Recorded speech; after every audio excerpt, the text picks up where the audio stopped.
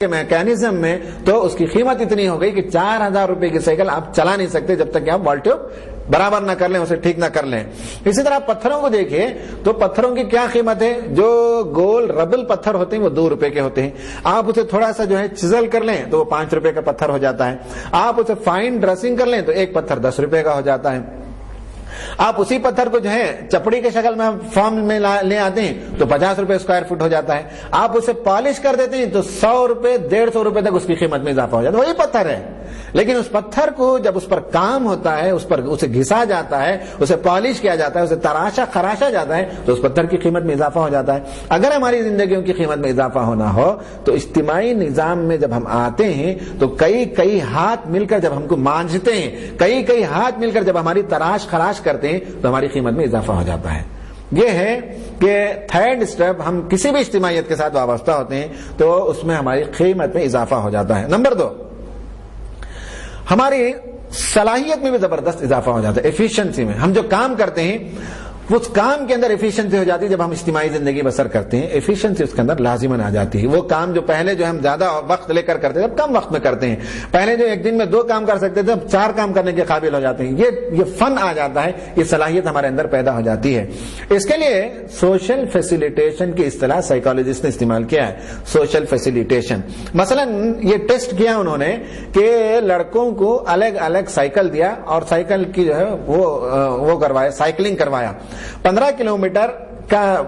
Distance لڑکوں کو بھیجا، ایک لڑکا پہلے گیا، دوسرا لڑکا دوسری مرتبہ، تیسرا لڑکا، الگ الگ لڑکوں کو بھیجا، اور جب فرسٹ نمبر پر آیا اس نے 10 منٹ میں وہ پورا کیا۔ مان لیجئے 15 کلومیٹر، مان لیجئے تو مثال کے طور پر کہہ رہا ہوں میں، نمبرز وہ تو سائیکالوجسٹ نے کیا ہے اس پر سروے، تو مان لیجئے کہ 15 کلومیٹر کے ڈسٹینس کو ایک لڑکے نے 10 میں کیا، ایک لڑکے نے 10.5 منٹ میں کیا، ایک لڑکے نے 12.25 منٹ میں کیا، یہ سب نوٹ کر لیا انہوں نے۔ پھر وہ 6 لڑکوں کو جو تھے ان سب کو ملا کر ایک ساتھ ان کی سائیکل ریسنگ کروایا، پہلے تو سائیکلنگ کروایا الگ الگ، پھر 6 لڑکے جو تھے ان سب کو ملا کر ایک ساتھ جب سائیکل ریسنگ کروایا تو وہ لڑکا جس نے 15 کلومیٹر 10 منٹ میں پورے کیے تھے اب اسے 9.25 منٹ میں وہ پورا کر لیا۔ تو اس سے نفسیات کے ماہرین نے یہ پتا لگایا کہ جب اجتماعی طور پر کوئی کام ہوتا ہے تو اس میں ایفیشنسی میں اضافہ ہو جاتا ہے، مسابقت کا جذبہ ہوتا ہے، اس مسابقت کے جذبے میں آدمی زیادہ سے زیادہ کام کرتا ہے، اس کی صلاحیت بڑھ جاتی ہے، اس کا آؤٹ پٹ بڑھ جاتا ہے۔ یہ ہے سوشل فیسیلیٹیشن اجتماعی زندگی بسر کرنے میں۔ اجتماعی زندگی اختیار کرنے میں ایک اور فائدہ یہ بھی ہوتا ہے کہ آدمی کو جو ہے اسوے ملتے ہیں، جذبہ عمل ملتا ہے امیٹیٹ کرنے کے لیے، کہ ہم کسی گروپ کے اندر رہتے ہیں تو ہم دیکھتے ہیں کہ آدمی بہت صالح ہے، ایک آدمی بہت انفاق کرتا ہے، ایک آدمی بڑا نیک اور دیندار ہے، ایک آدمی قرآن پر نگاہ رکھتا ہے، ایک آدمی حالات حاضرہ پر بڑی گہری نگاہ رکھتا ہے، ایک آدمی ہے جو سب کے کام آتا ہے، خیر خواہی کا جذبہ۔ جب ہم دیکھتے ہیں تو ہمارے دل کے اندر ایک جذبہ پیدا ہوتا ہے، ہم بھی ایسے بنے، ہم بھی تو ایسے بن سکتے ہیں، ہم بھی تو ایسے بن سکتے ہیں، نہ بنے تو کم از کم ان سے تو کچھ لیتے ہیں، کسی سے حالات حاضرہ پر ہم نے انفارمیشن لیا، کسی سے ہم نے کچھ قرآن سیکھ لیا، کسی سے ہم نے انفاق کا جذبہ کچھ تو لے لیا، کسی سے ہم نے نماز میں خضوع پیدا کرنے کا فن اور طریقہ ان سے ہم نے سیکھ لیا ان کو دیکھ کر، کسی کو ہم نے دیکھا کہ بڑے جماعت کے پابندی نماز میں تو ہم نے ان کے ساتھ رہ کر ہم نے وہ عادت پیدا کر لی۔ اجتماعیت میں یہ ایک ہوتا ہے امیٹیشن، اسوہ ملتا ہے۔ سائیکالوجسٹ نے اس پر بھی ایک تجربہ کیا۔ تجربہ یہ تھا کہ امریکہ کے ایک شہر کے 2 جانب میں، مثال کے طور پر آپ بنگلور سمجھ لیں، بنگلور کا ایک رخ ہے چنئی کی طرف جاتا ہے اور ایک راستہ ہے منگلور کی طرف جاتا ہے۔ مثال کے طور پر ایک راستے میں ایک تجربہ کیا، دوسرے راستے میں دوسرا تجربہ کیا۔ ایک راستے میں انہوں نے کیا کہ ان کی ایک کار ہے اور وہ کار تھوڑی دور جانے کے بعد وہاں دیکھتے ہیں کہ وہ گاڑی پنکچر ہوئی ہے، پنکچر تو نہیں، تجربہ انہوں نے کیا، اور اس پنکچر کے پاس ٹائر کو 2-4 لوگ مل کر اسے مدد کر رہے ہیں۔ ایک لڑکی ہے، اس کی کار کھڑی ہے اور وہ کار پنکچر ہو گئی ہے تو اس لڑکی کی مدد کر رہے ہیں 2-3 لوگ مل کر، ان کے بھی کار ادھر ادھر کھڑے ہیں اور دونوں مل کر سب ٹھیک ٹھاک کر رہے ہیں۔ یہ واقعہ ہو گیا۔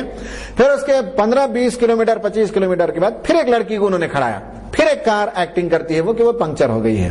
تو جو سواری جاتی ہے وہاں سے تو انہوں نے دیکھا کہ کتنے سواریاں ہیں جو رک کر پوچھتے ہیں کہ میں آئی ہیلپ یو، تو اس کے بعد انہوں نے تجربہ کر کے دیکھا کہ 100 کار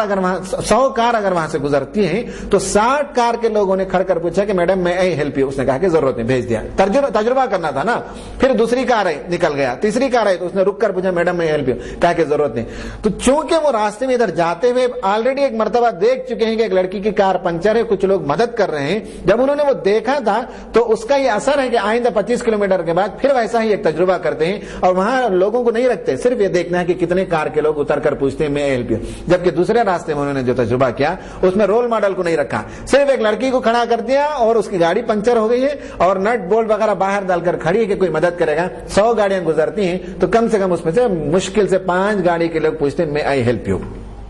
اس تجربے سے انہوں نے دیکھا کہ رول ماڈل کا بڑا امپورٹنس ہوتا ہے کہ لوگ رول ماڈلز کو دیکھ کر امیٹیٹ کرتے ہیں، سیکھتے ہیں، اور ہماری زندگی کے اندر اگر ہم موجود تک جانا ہے اور اگر ہم کو جو ہے ریئل سیلف کو انوینٹ کرنا ہے، ڈسکور کرنا ہے، تو اس میں رول ماڈلز کا بڑا اہم کردار ہوتا ہے۔ وہ ہمارے اندر کی چھپی ہوئی صلاحیتوں کو اجاگر کر دیتے ہیں، وہ ان کا احسان ہوتا ہے کہ ہماری صلاحیتوں کو اجاگر کر دیتے ہیں۔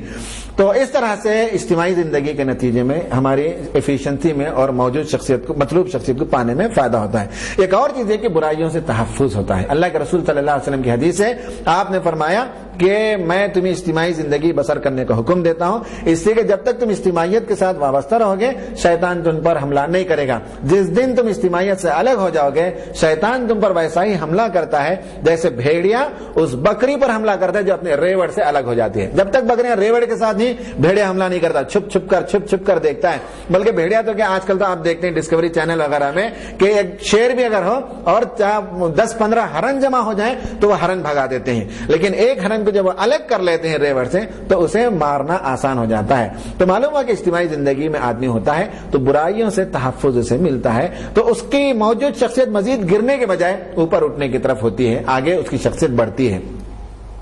یہ تھرڈ پہلو ہے۔ پہلا پہلو میں نے بتایا سیلف اسسمنٹ کا، دوسرا پہلو میں نے بتایا کہ آپ پیش قدمی کریں، لائف کی پلاننگ کریں رول اینڈ گول اور دعاؤں کے ساتھ، تیسرا پہلو میں نے بتایا کہ اجتماعیت کو اختیار کریں، چوتھی اور آخری بات یہ ہے کہ آدمی اپنی زندگی کو بہتر بنا سکتا ہے، زندگی کو بیٹر بنا سکتا ہے اس وقت جب وہ یہ سمجھ لیں کہ زندگی اسے ایک بار ملی ہے۔ زندگی کی قدر و قیمت کو آدمی پہچان لیتا ہے تو اس کے بعد اس کی زندگی کے اندر زبردست تبدیلی آتی ہے۔ مولانا امین حسن اصلاحی رحمۃ اللہ علیہ نے اپنی کتاب میں لکھا ہے کہ جب ایک آدمی کسی جنگل سے گزرتا ہو اور اس کے ترکش میں ایک ہی تیر موجود ہو تو اس تیر کو آدمی سنبھال کر رکھتا ہے کہ راستے میں کہیں شیر وغیرہ آ جائے تو اس پر حملہ کرنے کے لیے استعمال کرتا ہے، اور کبھی وہ یہ بے وقوفی نہیں کرتا کہ اس تیر کو جو ہے گیدڑوں کو اور لومڑیوں کو مارنے میں استعمال کرے۔ ایک آدمی کے پاس ایک ہی روٹی اگر موجود ہو تو وہ اپنے بھوکے بچوں کو کھلانے کے لیے استعمال کرے گا، کبھی یہ حماقت نہیں کرے گا کہ ان روٹیوں کے ٹکڑوں کو کتوں کے سامنے ڈال دے۔ آدمی کے سامنے اگر سفر میں ایک ہی چھاگل پانی موجود ہو تو اس پانی کو بچا کر رکھے گا تاکہ اسے پیاس جب لگے تو پانی پی کر استعمال کرے، کبھی وہ حماقت نہیں کرے گا کہ پیروں کو دھونے میں اس چھاگل کے پانی کو استعمال کرے۔ پھر مولانا امین حسن لکھتے ہیں کہ انسان کی اتنا کم عقل ہے کہ ایک روٹی کی قدر و قیمت جانتا ہے، ایک تیر کی قدر و قیمت کو جانتا ہے، ایک چھاگل پانی کی قدر و قیمت کو جانتا ہے، زندگی جو ایک بار ملی ہے اس کی قدر و قیمت کو نہیں جانتا۔ یہ انسان کی بدقسمتی ہے۔ ایک آدمی تھا جو سمندر کے کنارے اس کا بزنس تھا ہیروں کا، موتی، مونگے، پتھر، ڈائمنڈ جو سمندر میں ملتے ہیں وہ اس کی تجارت تھی۔ وہ یہ کرتا تھا کہ ڈائیورز کو لاتا جو ڈائیو کرتے سمندر کے اندر، ان کو اندر بھیجتا، اور جو لوگ اندر جاتے ان کو جاتے وقت ایک گیس کا سلنڈر اور ایک ٹوکری باسکٹ دے کر بھیجتا تاکہ وہ اندر جائیں اور ہیرے موتی چن کر لائیں۔ ایک آدمی کو اس نے بھیجا، سمندر کے اندر گیا، جا کر دیکھا تو ایک عجیب دنیا ہے سمندر کے اندر کی دنیا۔ دیکھا کہ رنگ برنگ کی چھوٹی چھوٹی مچھلیاں ہیں، پھر بڑی بڑی مچھلیاں ادھر سے آ رہی ہیں اور چھوٹی مچھلیوں کو نگل رہی ہیں، اور سورج کی شعاعیں پانی میں گر کر وہ جب وہ ٹوٹتی اور پھیلتی ہیں روشنی تو اس کا ایک حسین منظر ہے۔ پھر اور نیچے جاتا ہے تو کیا دیکھتا ہے کہ خوبصورت قسم کے رنگ برنگ کے وہاں پھول موجود ہیں، پودے موجود ہیں، چٹانیں موجود ہیں، اور اندر جو ہے ڈائمنڈ کلر کے اور وہ جو فلورسنس کرتے ہیں جن سے شعاعیں نکلتی ہیں ایسے اسپائڈرز موجود ہیں۔ کیا دنیا ہے سمندر کے اندر۔ گیا، گھومتا رہا، دیکھا مچھلیوں کو، دیکھا شعاعوں کو، دیکھا پھولوں کو، دیکھا ڈالیوں کو، دیکھا پتھروں کو دیکھا۔ اچانک بڑبڑ کی آواز آئی، اس احساس ہوا کیا ہوا، معلوم ہوا کہ اس کی گیس ختم ہو رہی ہے، سلنڈر ختم ہو رہا ہے۔ فوراً جلدی سے وہ سطح سمندر کی طرف گیا اور جا کر ادھر ادھر سے کچھ پتھر چننے کی اس نے کوشش کر باسکٹ میں اپنی ٹوکری میں جمع کیا، اور بڑی تیزی کے ساتھ، چونکہ گیس ختم ہو رہی ہے تو بڑی تیزی کے ساتھ جب اوپر کی طرف آ رہا تھا تو کہیں ہچکولے کھا کر اس باسکٹ میں جو کچھ جمع کیا تھا، کنکر، پتھر، ریت، بالو، وہ بھی گر گیا اور بالکل سطح آب پر آ کر پہنچتا ہے اور اس کا سلنڈر ختم ہوتا ہے۔ اب وہ مالک کے سامنے آتا ہے اور لجاجت کرتا ہے، التجا کرتا ہے، مالک ایک مرتبہ پھر مجھے سمندر میں بھیج دے، ایک گیس کا سلنڈر اور ایک بیسکٹ دے کر اب کے بار جاؤں گا تو میں گھوم پھر کر وقت ضائع نہیں کروں گا، صرف اور صرف جو ڈائمنڈ اور پتھر اور ہیرے موتی چن کر لاؤں گا۔